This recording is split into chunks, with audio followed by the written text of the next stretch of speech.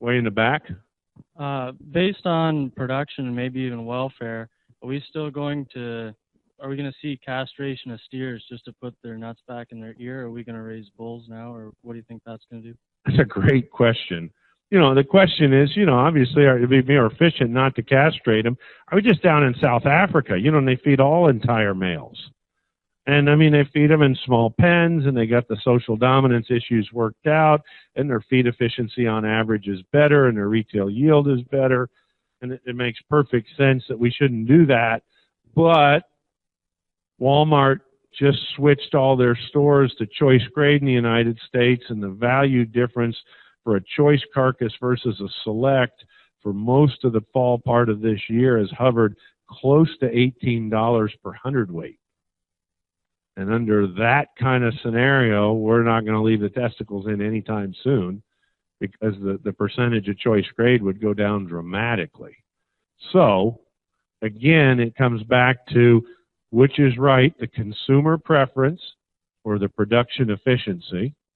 The consumer dollar will win out. If consumers want that meat to be fatty, we're going to make it fatty. We're going to cut them off and drive up the percentage choice.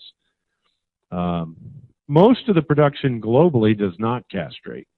Well, I shouldn't say that. Most of the countries don't castrate. Most of the production still happens in North America, so we do castrate. That's just the way it is.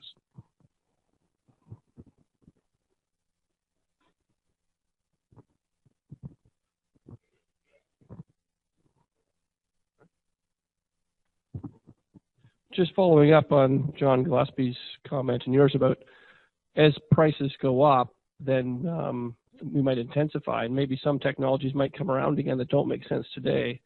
I'm thinking of an old technology now that research has been on, multiple bursts for a lot of years. So we've got twinning lines at the Meeum Research Center. I think are up to 60% twins now.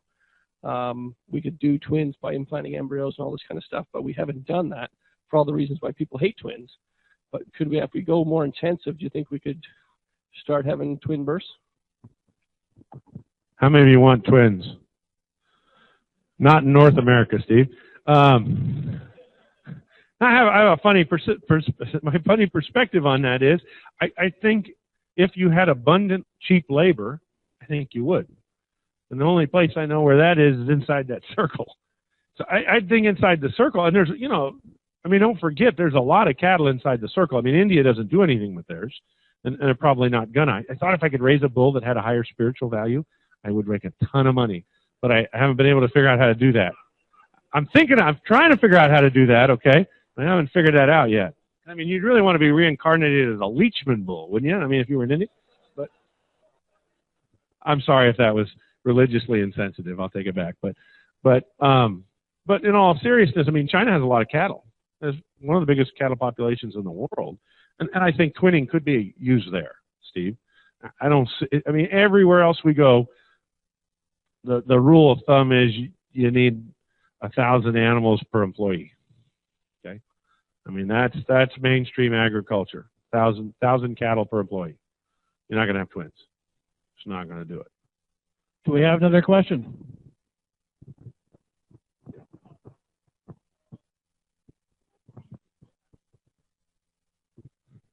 Don't know. The question was, what about growing beef in the lab? I don't know.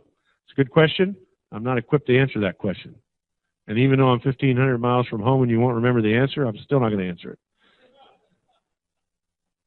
I don't know the answer to that one.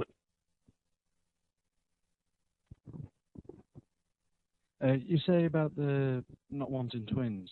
In the UK, we have a lot of sheep, and they're breeding them so that the ewes will produce more lambs, so that aiming for twins and triplets off the ewes rather than just the singles from the Highland. Well, I know it's different from the beef, but you haven't compared anything about Europe, and like a lot of with the beef, we use a lot of the beef sires on dairy, and with the crossbreeding, and our beef and lamb prices are really good now at the moment. They've shot up in the last 2-3 years. So can you not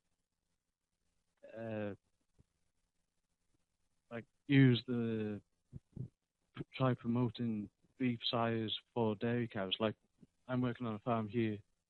For dairy cows, they get a young sire. Why don't you put a beef bull on? Because it's, I don't know, it's just something about promotion. It wasn't really a question. Okay. I was like, because I might have missed a question. I'm glad you admitted there wasn't a question there. I thought I just lost it. Okay. I confused myself as well. No, I think that's right. I mean, we have good friends in New Zealand. I mean, they have a high fecundity line of lambs that, I mean, they're, I don't know the exact statistics, but I mean, you know, I mean, they're weaning, they're slaughtering something like 240% of the ewe's weight annually. I mean, it's just, you know, phenomenal. High fecundity ewes being bred to terminal cross sires. I mean, the model works.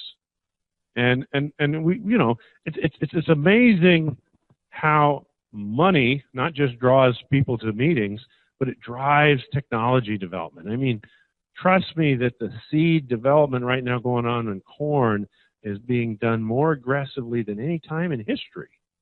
Okay? And the same thing should apply to animal livestock agriculture. Livestock agriculture, we've got to be applying this technology because it pays more today to do it. So all this stuff needs to be put into place. Thank you for your guys' time. Appreciate it.